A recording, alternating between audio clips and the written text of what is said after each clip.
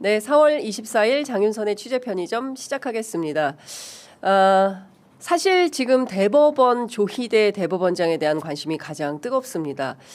선거 40일 앞둔 마당에 오늘 또 속행 재판을 열어서 어떤 결정을 내리려고 스텝을 과격하게 밟는 것인지 관심이 모아지고 있는데요. 관련해서 오늘은 국회 보건복지위원장이시지만 법률가로 훨씬 더 활약하고 계신 박주민 더불어민주당 의원님 스튜디오에 모셨습니다. 아유, 카메라에 잡았어야 되는데. 어서 오십시오. 예, 좋습니다. 예. 보건복지위원회 활동보다 법률가로서 더 활동을 열심히 하시는 것 같아요. 내란 전국에서. 그 아니에요? 연금 모수개혁 있잖아요. 그거 하셨네요. 그거 18년 만에 된 거예요. 네. 그리고 합의 처리된 것도 정말 기적 같은 일이고 네. 금액으로 따지면 몇백 조예요. 그 일을 이루셨다. 네. 네. 저 말고는 아무도 못한다 그랬어요. 네, 유일하게 박주민 네. 위원장만 할 수 있는 일이었다. 네. 그러다 많은 사람들의 관심은 지금 조희대 대법원장한테 관심이 가 있습니다. 선거가 지금 한 달. 기회 되면 연금개혁 관련돼서 네. 좀 자랑할 수 있는 기회를 주세요. 네, 그러시죠. 저희 예. 장인 어르신 상에 국회의원들이 많이 왔는데 네. 다 하나같이 연금개혁이 성공할 줄 몰랐다. 사실은 막 5선, 6선 되는 선배부터 시작해서 예. 재선들, 초선들까지도 예. 생각지도 못했다는 거예요. 네. 예. 알겠습니다. 그만 자랑하시고요. 아이 진짜 30초도 못했어. 본격적인 얘기를 좀 해보도록 하겠습니다. 아니 근데 진짜 훌륭한 일을 하신 겁니다. 그렇죠. 아무리 기대를 못했던 일이죠. 예. 그리고 막판에 정부에서 뒤집었잖아요. 다 된 것을 21대 때. 국회 막판에 예. 걷어차 버려서 이게 말이 되느냐? 1% 차이를 극복하지 못한다는 게 있을 수 있는 거냐? 예? 뭐 하여간 그런 비판이 있었는데 하여튼 잘하셨습니다. 네, 네. 예, 핵심 빨리, 의제로 바로 들어가도록 빨리 하겠습니다. 예, 아까 여쭤본 대로 이게 지금 대법원에서 급하게 이재명 대표의 선거법 위반 사건에 대해서 전원합의체 회부해서 그날 바로 오후 2시에 기일을 하고 오늘 또 속행 재판을 한다는 겁니다. 그 재판 연구관 지낸 부장판사 분들은 이거 2-3달짜리 일을 이틀 만에 그냥 해버리는 셈이다. 이제 이런 평가도 하는데, 맞아요. 예, 전반적으로 의원님 왜 이렇게 조희대 대법원장의 강력한 의지로 이렇게 빨리 이 사건을 처리하려고 하는 이유가 뭘까요? 그러니까 사실 조희대 대법원장의 의도 부분이 가장 베일에 쌓여 있는 부분이에요. 조희대의 의도. 예. 그러니까 지금 말씀하신 대로 원래대로라면 대법원의 사건이 올라간 다음에는 네. 소부에 먼저 배당을 하지요. 그렇죠. 그다음에 소부에서 어느 정도 심사를 하다가 예. 야 이거는 소부 내에서 합의가 안 되네 또는 판례 변경의 필요가 있네 네. 또는 사회적으로 이목이 많이 집중돼 있고 여러 가지 어떤 파장이 있을 것 같으니까 예. 전원합의체에서 안정감 있게 다루는 게 좋겠네 이런 판단을 하면 소부의 주심이 주도해서 네. 전원합의체로 넘기는 과정을 거치게 되거든요. 그런데 방금 말씀하셨던 것처럼 그리고 많은 사람들이 얘기하는 것처럼 어제 오전에 소부로 배당됐는데 1시간 만에 전원합의체로 바로 회부가 되고 그 과정을 소부의 주심이 주도한 게 아니라 조희대 대법원장이 주도한 거예요. 그래서 이 조희대 대법원장의 의도는 과연 무엇일까? 이 부분은 확실히 밝혀진 게 없으면서 그러면서 이런 이례적인 행동 때문에 많은 사람들이 우려와 걱정을 하고 있는 건 사실입니다. 그래서 이 부분에 대해서는 저희가 예의주시해야 되고 혹시나 대선에 개입하려는 의도라면 손을 떼라라고 강력하게 어제부터 경고를 한 거고 다음 주 월요일 날은 법사위를 열어서 법원 행정처장 대법관 중에 하나죠. 물론 재판에는 관여 안 합니다만 불러다가 도대체 어떻게 된 일이며 뭐 이런 것들 묻기도 하고 또 주의도 주고 이런 준비를 하고 있다고 제가 들었어요. 그런데 그러면은 이걸 어떻게 봐야 되느냐, 어떻게 예상이 되느냐, 그렇죠. 이 부분이 또 이제 핵심인데 어제 이제 많은 패널들이 초기에는 당황하시다가 저희 쪽 패널들, 진보 패널들 밤쯤 되니까 정리가 다들 되셨더라고요. 이렇게 저렇게 해도 최악의 경우라고 할 수 있는 파기하고 자판해서 유죄로 선고하는 대선 전에 그 케이스는 나오기가 어렵다라는 걸로 거의 다 정리는 되셨더라고요. 그 파기 자판 유죄 선고는 나오기가 어렵다라고 보는 근거는 뭐예요? 그러니까 파기 자판이라는 것이 거의 전례가 없는 일이에요. 그러니까 이거는 완전 무죄로 선고돼서 대법원에 올라온 사건이잖아요. 네. 그럼 이거를 뒤집어서 유죄로 선고해야 되는데 네. 유무죄만 선고하진 않죠. 형량을 같이 그렇죠. 하잖아요. 예. 근데 무죄였다가 유죄로 하면 유죄로 하는 거 오케이. 유죄의 형량은 얼마야? 이걸 원래 대법원이 안 한다는 거예요. 예. 그죠? 깎는 경우는 있어요. 정해진 형이 있으면 그거 예. 깎는 경우는 있는데 예. 무죄를 유죄로 하면서 형량은 이 정도가 적당해 이렇게 대법원이 안 해요. 그래서 무죄를 유죄로 할 때는 다 파기 환송을 해서 파기환송. 예, 유죄 취지의 파기환송. 그래서 형량까지 정해서 올라와. 예. 이렇게 얘기합니다. 예. 왜냐하면은 아시다시피 형량이라고 하는 여러 가지 사실관계를 다 따져야 되는데 예. 상고법원인 대법원은 법률심이에요. 예. 당사자를 불러서 얘기 듣거나 그러지도 않아요. 그렇죠. 그런 걸 들어야 양형 판단을 하고 하는 건데 네. 그게 안 되는 거예요. 예. 그래서 구조상 파기 자판, 파기 항소심을 파기한 다음에 스스로 판단을 내리면서 유죄로 선고하고 형량까지 정하는 일은 없다. 없다. 아, 예. 그러면 고등법원으로 내리고 다시 고등법원 심리에 다시 대법원으로 해서 다시 대법원에서 환송심을 해야 되는데 네. 그 최종 다시 상고심을 해야 되는데 이게 대선 전에 다 완결되기는 어렵다. 따라서 최악의 시나리오라고 할 수 있는 파기 자판, 예. 그것도 대선 전에 결론 완성, 예. 이거는 어렵다. 예. 이렇게 보시는 게 맞습니다. 그러면 이거는 이제 지금 말씀 주신 대로 일단 파기자판은 X, 그 다음에 파기환송 하나 있고, 그 다음에 상고기각 두 가지 가능성이 있잖아요. 네. 근데 상고기각 같은 경우에는 그러니까 상고 이 세 가지 시나리오가 있어요. 네. 자, 먼저 재판 정지. 예. 그냥 결론을 못 내겠어 대선 전에. 근데 당선이 됐네. 예. 그럼 헌법 84조 예. 불소추 특권에 의해서 재판 정지하는 것으로 우리는 결정한다. 예. 이게 하나 있어요. 예. 두 번째는 말씀하신 대로 상고 기각 대선 예. 전에 빨리 결정해서 예. 무죄. 무죄 확정. 예. 땅땅땅. 3번 파기 환송. 네. 세 가지 시나리오가 있는 거죠. 예. 세 가지 시나리오가 있는데 그 중에 무엇을 염두에 뒀을까? 이 부분에 대해서는 아직 알 수가 없죠. 왜냐하면 대법관들이 어떤 심증을 가졌는지 아직 형성도 안 돼 있을 테니까 예. 기록이 이제 넘어온 거거든요. 예. 그리고 그렇죠. 소부에 있는 원래 소부에 해당됐었던 대법관들도 재판 기록도 못 만져봤을 거예요. 왜냐면 한 시간 만에 전원하게 갔으니까. 예. 예. 그러면 이제 세 가지 시나리오, 예. 상고 기각이냐, 재판 정지냐, 파기 환송이냐인데 예. 많은 분들이 예측하기에 첫 번째 시나리오는 재판 정지. 아. 재판 정지의 가능성도 있기 때문에 네. 전원합의체로 끌어올린 것이다 라고 분석을 하고는 있어요. 예. 왜냐하면 네. 자 우리 대표가 네. 사실 재판이 여러 개입니다. 그러니까요. 예, 예. 1심 진행 중인 것도 있고 있고. 뭐 또 이렇게 아직 정리가 안 돼. 대장동 뭐 이런 거는 정리가 무슨- 안 됐어요. 예. 일률적 기준을 제공해 줘야 돼요. 일률적 기준. 예. 예. 이 재판부는 대통령으로 당선됐는데도 나는 뭐 올라 그냥 재판할래 이렇게 할 수도 있고 재판장이 그냥 결정하기 나름이에요? 그걸 일률적으로 대법원에서 지침을 내린다. 이것도 이런 경우는 없거든요. 그러니까 대법원이 결정을 하는 거죠. 어떤 사건에서 아. 사건에서 결정을 해주는 예. 거예요. 가이드라인. 우리는 예. 정지한다 이렇게 가이드라인을 줄 수는 없고 네. 우리는 우리 대법원에서는 예. 이런 경우에는 재판을 정지하는 거죠. 불소추 특권에서 재판을 정지하는 거 결정한다. 그럼 결정이 예.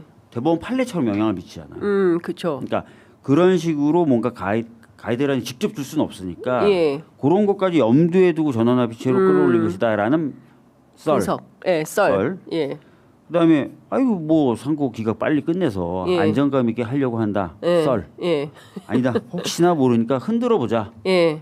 파기 환송이라도 예. 해가지고 예. 흔들어는 보자. 예. 한번. 이렇게 세 가지로 나눠서 이 셋 분석하고 중에서 가장 이 세 가지 썰 가운데 가장 그 사실에 부합한 근데 사실에- 그거는 요 세 가지 중에 어느 것을 해당하느냐는 예. 사실 아까도 말씀드렸지만 지금 대법관들이 무슨 생각하는지 아직은 알 수가 없어요. 예. 뭐 예를 들어서 헌재처럼 사건이 길게 끌리면서 이상하다라는 신호가 나온다든지 얘기가 흘러나오든지 하는 게 지금까지는 하나도 없어요. 예. 전원합의체 회부라는 행위 하나만 있었던 거예요. 예. 이례적인. 예. 그런데 아까 말씀드렸던 대로 파기 자판이라는 것은 최악의 시나리오인데 그거는 전례를 따져보건 시스템을 따져보건 사실상 불가능하니까 빼고 네. 나머지 세 개는 열려 있다. 이렇게 보시는 게 정확해요. 일단 그 상고기각으로 안전빵으로 이재명 대표 손을 들어줄 리는 만무하다라는 얘기가 있어요. 그러니까 재판 정지, 예. 상고기각, 파기 환송 한송 중에 가운데 상고기각에 대해서는 적게 보고 있다. 보고 있다. 이제 이런 기자들의 이제 평이 있고 네. 재판 정지는 이제 그 얘기는 굉장히 많이 있더라고요. 그러니까 불소추 특권을 어떻게 해석할 거냐. 그러니까 헌법 84조에 있는 그 불소추 특권의 이게 소추까지냐 아니면은 재판 이미 진행 중인 재판까지도 포함되는 거냐 이 두 가지 양론이 있다. 그래서 이 둘 중에 이제 그 이를테면은 대법원에서 요 문제를 정리하려고 하는 거 아니냐 이제 이런 이제 설이 있고 그리고 어쨌든 실제로 조희대 대법원장이 선수로 뛰어가지고 지난번에 하도 기괴한 지규현 재판부의 결정처럼 그 파기환송으로 대선판을 확 흔들어 보려고 하는 거 아니냐. 그러면 이거는 혼란 그 자체가 되고 이제는 사나운 이제 성난 민심이 대법원 앞으로 또 가지 않겠어요? 근데 그렇게까지 무리수를 두겠냐? 일단은 주심을 맡은 박영재 대법관이 네. 그렇게 무리한 스타일이 아닙니다. 아 그래요? 예. 어떤 스타일인데요? 무리하지 않는 스타일이에요. 무리하지 않는 스타일. 저는 제가 이제 법사위 간사도 했었고 법사위 오래 했었잖아요. 네. 자주 마주쳤던 분이에요. 아, 예. 법원 행정처에 오래 있었던 분입니다. 아 법원행정처에. 예. 예. 무리하지 않는 스타일로 정평이 나 있어요. 예.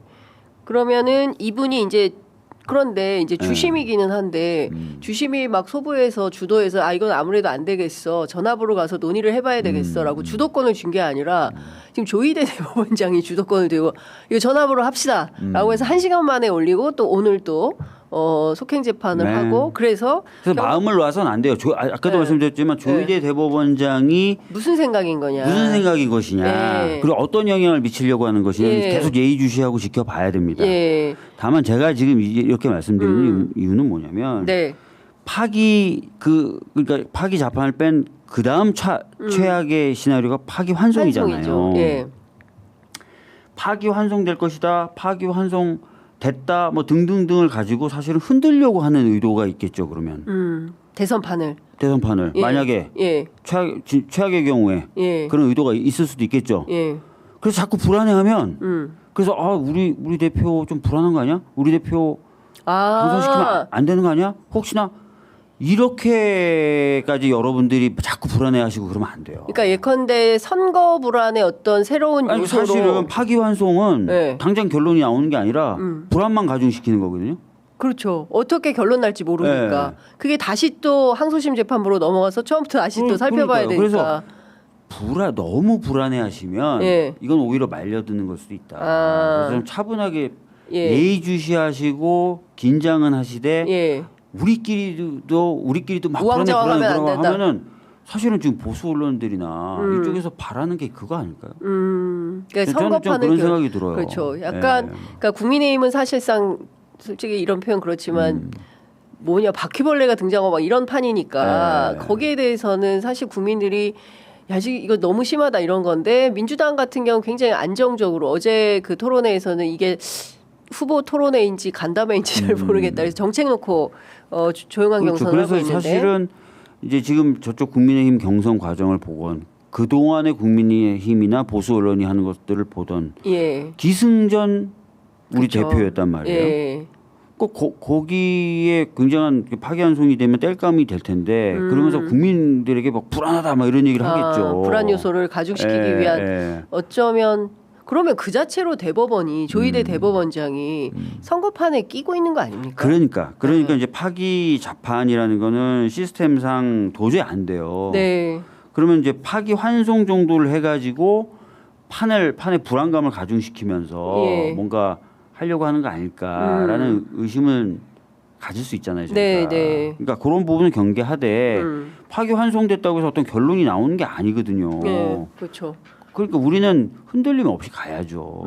어쨌든 지금 기일이 40일 남은 겁니다. 예, 대선이. 예. 대선이 40일 남았고 지금 많은 보수 언론들이 도표로 정리해서 나오는 것은 5월 12일 최종 후보 등록 일 이전에 대법원에서 이 선거법 사건에 대해서 결론을 내릴 수 있다. 근데 그 가지수가 이 세 가지 가지수가 있는 거다. 그리고 그 대법원이 그 최종 후보 등록 이후에 만약에 결정을 내린다면 이건 더 골치 아픈 거다. 후보 교체가 불가하고 지난 총선에서 세종시에서 있었던 김종민 의원의 사례처럼 아예 출마가 불가한 가운데 부전승 비슷하게 그냥 당선돼 버리는 국민의힘 후보가 당선돼 버리는 이런 그림도 가능한 거 아니냐라는 여러 시나리오가 돌아다니고 있는 건 사실입니다. 돌아다니는데 네. 뭐 이게 이제 파기 환송도 사실 가능성이 그렇게 높지 않아요. 높지 않다. 네, 그러니까 예. 제가 이제 말씀 좀 드렸지만 이게 이제 어떤 식으로 하냐면 헌재처럼 평이 비슷하게 계속 한 다음에 네. 어느 정도 결론이 나왔을 것 같으면 네. 그 급이 낮은 대법관 연차가 낮은 예. 대법관부터 자신의 견해를 밝혀요. 예. 저는 뭐 상고기각입니다. 예. 상고기각입니다. 뭐 이런 식으로 하는데 예. 법원행정처장하고 선관위원장이 노태학 재판관이 빠졌기 때문에 네. 12명이고 대법원장이 있잖아요. 12명 중에. 네. 그러니까 11 플러스 1이란 말이에요. 이 1은 항상 그 제일 나중에 의견을 밝힙니다. 그래서 앞쪽에서 6명만 상고 기각입니다 하면 6대 6으로 만들어도 의미가 없고 하기 때문에 7대 5가 돼버리는 거예요. 그냥. 예. 예. 7대 5가 그냥 돼버리는 거라서 예. 앞쪽의 흐름이 6표만 나오면 사실 상고 기각으로 바로 그냥 가버리는 거거든요. 예. 근데 지금 대법관들의 성향을 봤을 때 네. 그럴 가능성이 훨씬 높죠. 높아요. 예. 그런데 지금 어제부터 나온 얘기는 제가 계속 불안을 강조하는 것이 아니라 그 사실을 아니, 기반으로 예. 설명을 좀 드리면 항상 10명이 지금은 열심히 두들겨 봐야 돼요. 계산기를 두들겨 봐야 예, 돼서 너무 이제 불안해하실 필요는 없다는 예. 얘기고. 2명이 문재인 정부 때 임명이 된 대법관이고 네. 10명이 윤석열 정부 때 임명된 대법관이다. 네. 따라서 이 대법관의 그러니까 물론 성향은 의미가 없어요. 지난 헌법재판소 때도 뭐 진보 보수 중도 뭐 엄청나게 분석을 해봤지만 그래봐야 8대 0으로 전원일치로 파면 결정을 내렸어요. 근데 이번에도 또 이제 그런 분석을 하기 시작했어요. 언론들이. 유의미한 분석입니까 이런 게? 뭐 10명 이 윤석열 정부 때 임명된 대법관들이다. 뭐 의미 없다. 네. 예. 우리가 헌재 봤잖아요. 그러니까요. 그래서 그 윤석열 때 임명됐다 하더라도 막 나간다. 예. 이런 판사들은 없거든요. 지금 그쵸. 대법관들은 없거든요. 예. 그러니까 헌재보다 훨씬 더 좀 안정감이 있는 구성이에요. 어떻게 보면은. 예. 헌재보다 헌재는 숫자가. 저 노골적인데 저처럼 예, 예. 막 이런 사람들이 있었는데 예. 이 대법관들은 좀 그런 성향들은 아니고요. 그렇기 때문에 이제 앞쪽에서 상고기각이라든지 뭐 이런 게 6표 이상 나올 수 있고 또는 뭐 결론 더 신중하게 검토하자 우리가 네. 이렇게 할 가능성이 많아요. 예. 정통 법관들이 많은 거예요. 그러니까 예. 지나치게 정치에 개입하거나 법원이 이렇게 하는 거를 좀 부정적으로 보는 사람들이 그런 분들이 예, 그런 분들이 많다. 많은 거예요. 예. 그러니까 뭐 진보적이다 예. 또는 보수적이다 이런 거 떠나서 예. 우리가 정치에 이렇게 깊이 뭐 이런 느낌을 법원이 갖고 왜? 있는, 예, 법원이 뭐 왜 이런 그런 느낌을 갖고 식의 있는 사람들이 많은 거예요. 많다. 예. 좀 그랬으면 좋겠어요. 그러니까 정치에 휘둘리지 말고 그리고 특정인에게 편익을 제공하는 방식으로 재판도 하지 말고 네. 지귀현 판사처럼 하면 안 되잖아요. 그분이 요새 주변에 상의 많이 하신다면서요. 형 나 이 재판 어떻게 해야 돼? 막 이렇게 상의 많이 하신다면서요. 예? 참나 진짜. 그러니까요. 어쨌든 그래서 하여튼 그렇고요. 아까도 말씀드렸던 대로 재판 정지까지 염두에 두면 전원합의체에서 할 수밖에 없어요. 기준을 만들어야 되기 때문에. 네. 예. 그러면 의원님 재판 정지라고 하면 네. 자, 그 대통령이 당선된 날로부터 재판은 중지한다. 그렇죠. 그러면 그러면 진행이 중지되는 거예요. 소송 진행이 모든 재판에 대하여 네. 예, 그러니까 지금 계류 중인 모든 재판에 대하여 재판을 정지한다. 이 정지라는 것은 끝나는 게 아니잖아요. 그렇죠, 그렇죠. 그러면 임기가 끝났어요. 5년 임기가. 네. 그럼 다시 그 재판 받는 거예요? 맞습니다. 이거는 뭐 어쩔 수 없는 게 공소시효도 마찬가지예요. 예. 그러니까 대통령이 되는 순간 불소추권에서 공소시효가 중지돼요. 네. 끝나면 공소시효가 다시 시작되죠. 예. 지금 그렇잖아요. 그쵸. 그런 거하고 똑같아요. 똑같은 거다. 하여간 그렇게까지라도 좀 묶어놓으려고 하는 건가? 끝나고라도 재판 받아. 이제 이렇게까지 묶어놓으려고 하는 건가라는 생각은 좀 드네요. 과거에 보면 그런 나쁜 법원의 행태가 있긴 있었어요. 선거법 사건 같은 거. 예. 그런 거라든지 이런 거 질질 끌면서 예. 본인들의 영향력을 과시하죠. 법원에 이런 결정권이 있어. 당신이 출마하느냐 못하느냐는 법원 판단에 따라 다른 거야. 이런 식으로 한다는 거죠. 너 4년 임기 내내 법원한테는 잘해야 돼 이러면서 사건 오래 끌고 하는 경우는 있었어요. 아니 그러면 지금요. 네. 사실은 검찰 개혁 못지않게 이 법원 개혁에 대한 이 사법 개혁 너무 중요하다. 지규현 판사만 보더라도 지규현 판사 한 사람이 사실상 무슨 단독 결정 하듯이 네. 그 지난 2월에 법원 인사를 통해서 15년 차 이상 나는 후배 배석 판사들을 앉히고 그냥 구속 취소 결정을 3월 7일 날 해버린 거 아니냐. 한 사람에 따라서 이렇게 혼란을 초래하는 게 말이 되느냐. 내란 수계를 풀어주고 네. 이런 비판이 있어서 법원 개혁도 이참에 해야 된다라는 얘기가 있는데 그러면 5년 동안 법원 개혁하지 마. 이런 거예요? 아니 네. 공직선거법 사건인데요, 뭐. 의미 없다. 대표가 대통령 2번 하실 건 아니잖아요. 그렇죠. 네. 단임제입니다. 단임제 못합니다. 개헌에서 아니 근데 그건 해당하지 않아요. 개헌에도 중임에 대한 거는 본인에게 적용이 안 돼요. 안 되죠. 예. 그러니까 어찌 보자면 좀 무의미하고 무용한 절차를 하는 건가? 아니면 깔끔하게 아니, 뭘 좀 정리를 그러니까 제가 하려고. 보기에는 뭔가 재판 정지라는 것도 전례가 없었던 일이니까 네. 전원합의체에서 기준을 세운다. 전원합의체가 신중하게 판단했더니 이 헌법 84조에 대한 해석은 예. 재판을 재판조차도 중지하라는 거다. 예. 그걸 하겠다는 거죠. 그러니까 그렇게 깔끔하게 정리하는 게 맞다. 워낙 계류된 재판이 많으므로. 아니 그리고 기준을 세우는 방법이 예. 소부에서 기준을 세워버리면 그렇죠. 나중에 전원합의체 가서 이 기준은 또 바뀔 수도 있는데 다른 사건의 경우에 전원합의체에 가면 소부의 결정은 전원합의체에서 깰 수 있거든요. 예. 그러니까 뭐 약간 혼란스러울 수 있죠. 기준을 그렇죠. 세워도. 그러니까 오히려 경우에 따라서는 좀 깔끔하게 정리되는 측면도 있겠어요. 그러니까 제가 이렇게 말씀드리는 건 예. 다시 한번 정리하면은 네.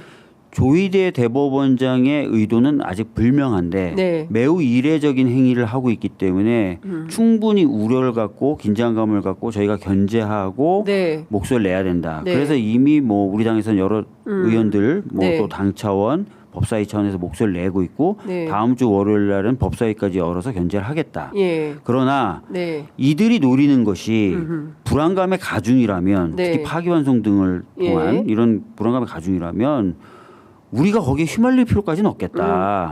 예. 파기환송된다고 해서 무슨 결론이 바로 나오는 게 아니기 예. 때문에 예. 막 거기 휘말려가지고 막 이렇게 되면 안 된다. 그것까지 되면 안 된다. 알겠습니다. 예. 아이고 벌써 24분이라서 이거 여쭤봐야 될 것 같아요. 오늘 가장 주목받을 분은 한덕수 권한대행입니다. 네. 추경안과 관련해서 잠시 후에 10시부터 국회에서 이제 시정연설을 하게 되는데 진짜 답답해요. 답답해요? 대정부 질문할 때는 안 나오잖아요. 그러니까 시정연설할 때 나오고. 왜 시정제 나오는다? 대통령이에요, 대통령. 심지어 대통령 40몇 년 만에 네. 대행에 이승만 정부 이후에 처음으로 그러니까요. 대행이 지금 시정연설하는 거예요. 대정부 질문할 때는 마치 자기가 대통령인 것처럼 네. 안 나왔어요. 예. 총리니까 나와야 되거든요. 예, 다 아시는 그렇죠. 것처럼 한덕수에 대한 탄핵 심판 결정문에서 결국은 기각은 됐지만 예, 결론은 예, 총리라는 거예요. 그렇죠. 근데 대정부 질문은 안 나와요. 예, 근데 대통령이 하는 시정연설에서는 나와. 예. 총리는 아니고 나는 대통령이야. 나 대통령 또는 곧 대통령. 병이야라고 나다? 이러면서 난가병도 아니야. 나다병. 나다병. 나야 네. 나병. 나야 나병. 예? 그래서 오늘 전략이 있다. 한덕수 권한대. 그 얘기 또 많이 하시더라고요. 예, 뭐 민주당이 막 야유하고 이러면 뭐 핍박받는 이미지로 해가지고 그걸로 다음 주에 이제 29일 날 그 국무회의가 있잖아요. 네. 그래서 29일에서 5월 3일 사이에 대선 출마 선언을 할 거다. 이미 세팅은 끝났다. 이제 이런 언론 보도가 줄을 잇고 있습니다. 예. 어떻게 민주당 오늘 야유합니까? 야유하고 오늘 9시 반에 의총 있으니까 의총에서 그냥 결정을 할 것 같은데요. 예. 그래서 뭐 지금 뭐 침묵 항의라든지 이런 것도 나오고 있는데 네. 오늘 뭐 의총에서 봐야 되겠죠. 의원님은 어떻게 하시고 싶으세요? 한덕수 권한대행이 시정연설하러 올라오면 어떻게? 저는 항상 말씀드렸지만 예. 제가 하고 싶은 건 개인적으로 하고 싶은 건 한덕수 최상무는 탄핵돼야 되고 예. 그리고 솔직히 저는 탄핵돼도 크게 문제는 없다고 봐요. 예. 아니 저 사람들이 있다고 해서 뭐 미국하고 통상 협상을 잘한다고요? 그러니까. 지금까지 못했는데 갑자기 잘해? 그러니까 여태까지 뭐 하다가 네. 이 여태까지 나라 경제 다 망쳐놓고 갑자기 잘해요? 네, 그러니까. 근데 국민들이 이 사람들의 행동을 보고 판단하고 평가하고 있는데 이분들은 그런 생각을 안 하는 것 같아요. 그러니까 내가 이렇게 하면 특히 보수 유권자들의 표심을 얻을 수 있다라고 착각을 하는 것 같아요. 착각하고 있어요. 그러니까 네. 윤석열도 그랬던 거잖아요. 그쵸? 윤석열도 주위에 있는 참모들이 다 너무 훌륭하십니다. 막 맞아요. 이런 데서 심기경호만 하고 신기경험만 예. 했는데 총선이나 뭐 보궐선거 다 다 지는 줬잖아요. 거야. 예. 이상해. 예. 근데 내가 보기엔 뭔가 좀 조작이 있고 예. 그다음에 부정선거. 언론들이 이상하고 막 이래가지고 예. 유튜브에 빠져들고 막. 예. 그 비상계엄에서 싹 다 잡아들이려고 하고 네. 반국가 세력들 말이야. 이렇게 근데 다 보면 그런 식의 패턴들인 것 같아요. 지금. 그러니까요. 네. 그러니까 상식과 합리를 저버린 사람들이 이 고위공직자의 자리에서 저렇게 권력을 구가하며 마치 모든 걸 다 준 것처럼 행세를 하니 제가 보기엔 전부 벌거벗은 임금님 놀이를 하고 맞아요. 있어요. 네. 예. 솔직히 말하면 너무 한심해요. 총리 예. 한덕수 권한대행에게 국민들은 단 한 표도 준 적이 없습니다. 그렇죠. 단 한 표도 안 받아. 아니 출마도 안 해서 출마도 안 한 사람들. 출마도 안 해본 사람이 뭐 자기가 엄청난 권한을 갖고 있고 엄청난 인정을 받고 있는 것처럼 행동하니 참 우습죠. 그러니까요. 너무 우습고 예. 국민들 무시하는 저 태도에 진짜 열불이 나죠. 예. 그 한덕수 대행이 만약에 이제 출마를 하면 이게 민주당 선거의 변수가 될 거라고 생각하십니까? 저는 사실 뭐 큰 영향은 없다고 봐요. 네. 이미 영향력은 굉장히 제한적이다라고 보여지고, 네.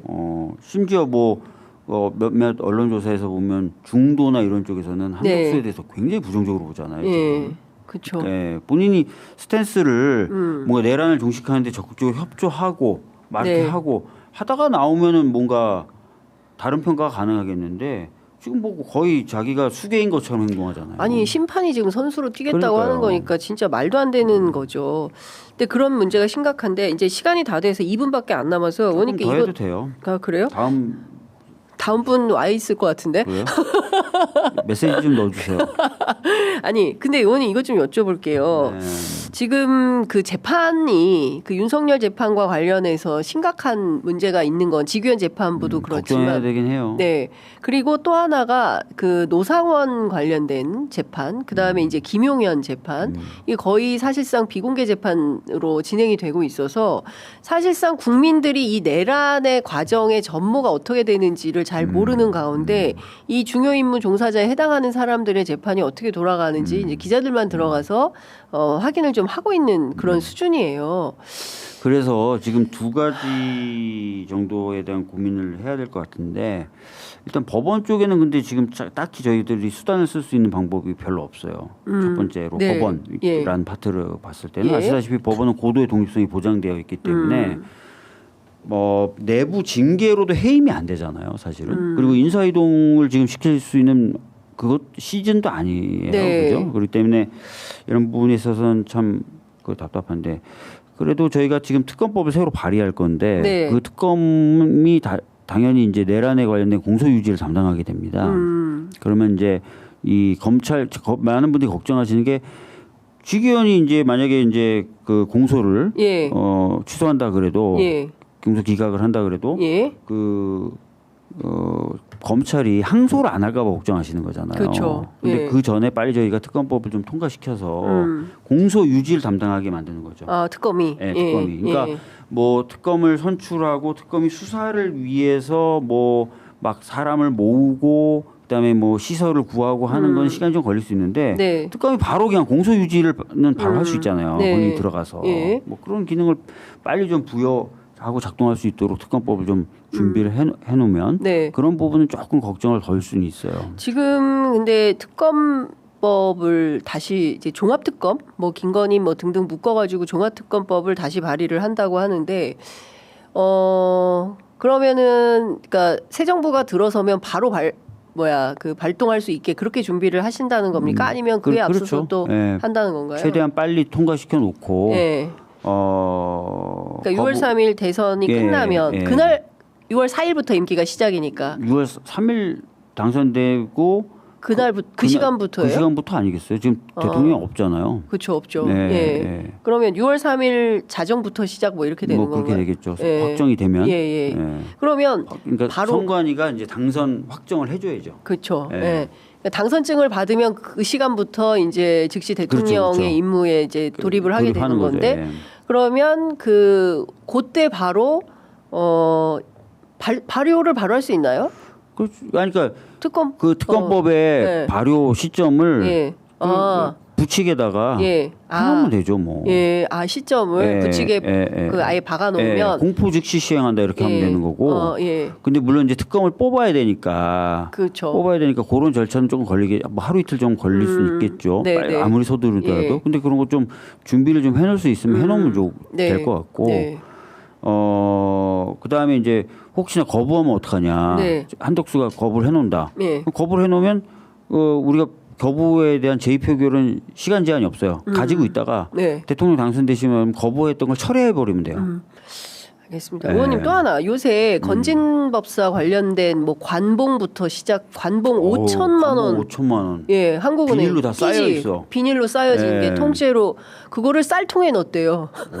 나는 모른다. 현금 누가 주고 가면 그냥 쌀통에 야, 돈을 쌀통에 막 넣는 사람이에요. 건진이라는 사람이. 다른 예? 데 뒤져보면 더 나오겠네. 뭐 자기 뭐 기업은 최대 뭐 3억까지 받았다. 한번 기도비. 유명해요. 기도비 5천, 유명했었어요. 최대 3억. 네. 예. 이거 계속 검찰이 지금 기자들한테 기사를 풀하고 있습니다. 그러니까요. 왜 그런다고 보세요? 여태 있다가 왜 이제 와서 건진을 저는 터뜨리냐? 이런 것 같아요. 이 여러 가지 목적이 있을 것 같은데 네. 뭐 자신의 존재 의의를 드러내는 거일 수도 있고. 검찰이 예. 두 번째는 친윤계 국회의원들 보고 가만히 있으라고 하는 걸 수도 있어요. 친윤계에 보내는 시그널이다. 니들 다 죽을 수 있다. 니들 다 죽을 수 있다. 오, 검찰이 네. 예, 나대지 마라. 나대지 마라. 이 김건희 여사한테 주는 시그널이다. 아까 김건희, 윤석열은 당연한 거고요. 예. 당연한 거고. 예. 지금 뭐 이름 나오는 사람이 뭐 윤한홍 이런 분들 예, 있잖아요. 그렇죠. 윤한홍, 권성동, 권성동, 권영세 이런 그렇습니다. 분들이잖아요. 그러니까 그런 분들 다 가만히 있어라고 얘기하는 수도 있죠. 야, 이제 그 경선에서 누구 도와 또는 경선에서 누구 도와? 당권은 누구한테 줘. 뭐 이런 걸 수도 있고 예. 뭐 여러 가지 뭐 예. 상상의 나래를 펼쳐볼 수 있죠. 야. 갑자기 막 흘러나오잖아요. 그렇죠. 느닷없이 막 느닷없이. 엄청나게 쏟아져 나오고 있어요. 그 광봉 사진까지 나왔습니다. 그러니까요. 예, 거기에 다 담당자 이름까지 다 있고 바코드도 있다는 거예요. 근데 그 사진이 독자 제공으로 돼 있더라고. 한국일보에서 보면. 독자 제공. 한국일보를 보는 누군가의 독자가 제공해 준 거야. 검찰은 아니고 예. 그냥 검찰에도 한국일보 독자가 있을 수 독자가 있어. 있었지. 독자가 그쵸. 제공한 거야. 너무 그렇죠. 답답해서 한국일보에. 한국일보 예. 애독자인데. 이거 그러니까 건진법사 쌀통에서 나온 돈이에요. 이런 사진 준 거야. 쌀통을 좀 보여줬으면 좋겠어요. 독자 예. 제공 너무 웃기지 않아요? 그러니까요. 뭐야 이게 참 그렇다라는 생각이 좀 다 이제 너무 유치해졌어. 그렇죠. 예, 좀 심합니다. 네. 그러니까 국민적 수준만큼 네. 정치가 높아져야 된다. 장윤선의 검찰. 취재 편의점 구독자 제공 이런 것도 좀 봐주세요. 그러니까 구독자들이 좀 관봉 좀 보내주시면 좋을 것 같습니다. 알겠습니다. 오늘 말씀은 여기까지 듣겠습니다. 고맙습니다. 네, 감사합니다.